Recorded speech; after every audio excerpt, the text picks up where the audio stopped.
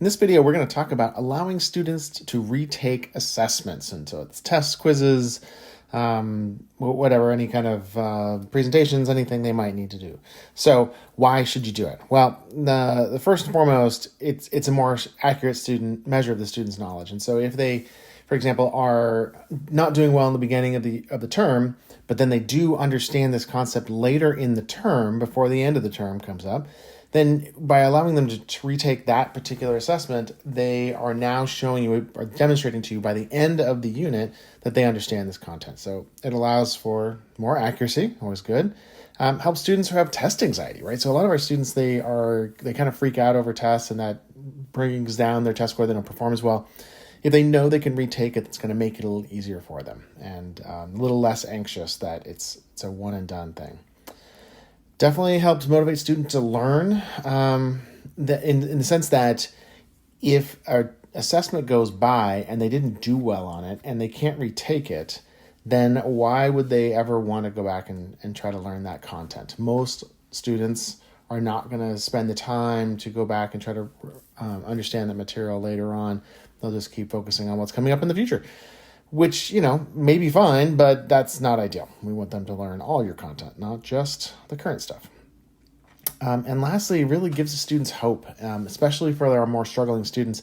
They are going to be more interested in trying to do well in your class if they know they have a shot. Once you fail a couple assessments badly enough, then they may have no option of ever getting a good grade, so they may just give up.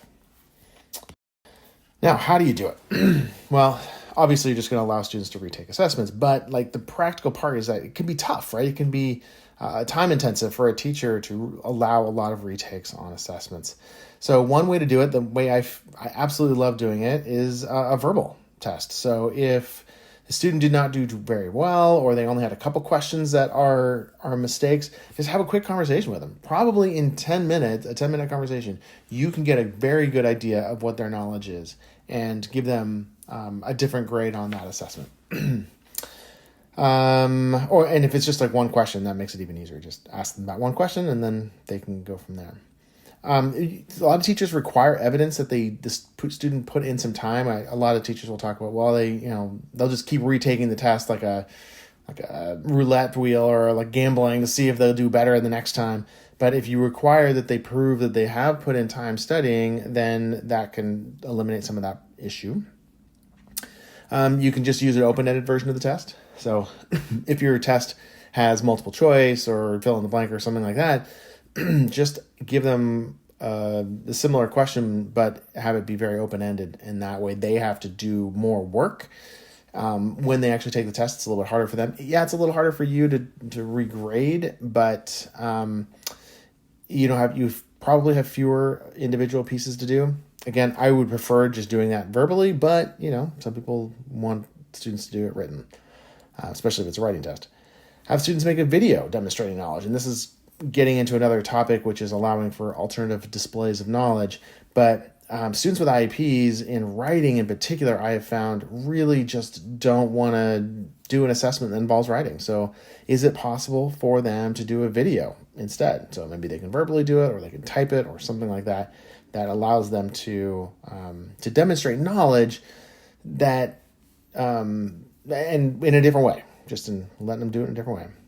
And then one neat idea that I've never done before, but I'm really curious about this, is the idea of using a more recent assessment to cover content that's earlier. And this happens all the time, right? You'll have a concept that shows up later in the term that requires a student to understand a concept from earlier in the term.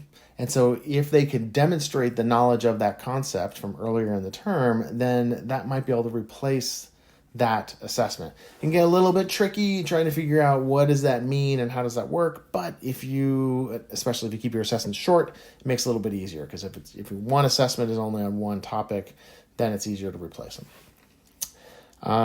So that, and then pushback. We already talked about time, right? There's a ton. It can take a lot of time if you're allowing every student to retake every assessment. And just to get a little higher grade. Another thing I didn't mention before is that sometimes teachers will say you can't retake an assessment if you have at least a 90% or something like that, because it just kind of minimizes the amount you have to take. time or a number of students who are going to retake it. It's not fair to other students, right? Especially if you're going to do a different version of the test. And my pushback for that one is, my pushback to that pushback is that we're not in the business of fairness to other students. We're in the business of teaching and helping students to learn. And so it's not about being fair. It's about accurately representing the student's knowledge.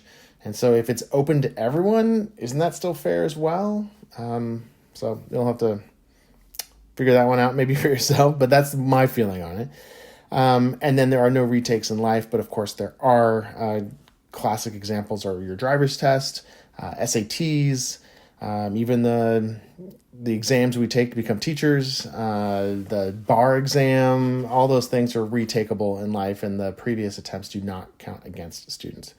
They do have a cost, right? So there is money involved in those. You have to, if you're going to retake it, you have to pay more money, but they are available. So putting in some kind of cost that makes the students have to work a little extra for it, that might be helpful. All right, that's it for allowing retakes on assessment. Let me know what you think, and catch you in the next video.